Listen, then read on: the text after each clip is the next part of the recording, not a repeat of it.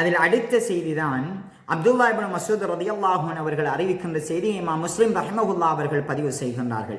மன் ஸர்ரஹு an யல்கல்லாஹ கதன் முஸ்லிமன், நாளை மஹ்ஷரில் முஸ்லிமாக யார் அல்லாஹ்வை சந்திக்க விரும்புகின்றாரோ ஃபல்யுஹாஃபில் அலா ஹாஉலாஇ ஸலவாத், அந்த 5 வக்த் தொழுகைகளையும் அவர் பேணிக் கொள்ளட்டும்.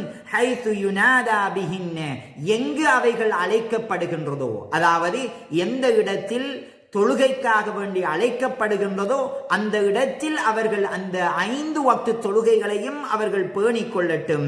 ஏனெனில் அவர் அப்படி பேணிக் கொள்வதுதான் மறுமையில் அல்லாஹ்வை முஸ்லிமாக சந்திப்பதற்கு ஒரு காரணியாக மாறுகின்றது என்று சொல்லிவிட்டு ஃபஇன்னல்லாஹ ஷரஅ லிநபியிக்கும் சுனனல் ஹுதா, உங்களுடைய நபிக்கு அல்லாஹ் நல்ல விடயங்களை மார்க்கமாக்கி இருக்கின்றான் என்று சொல்லி காட்டினார்கள் என்பதை பார்க்கலாம். பள்ளிகளில் தொழாமல் யாரெல்லாம் விடுகின்றார்களோ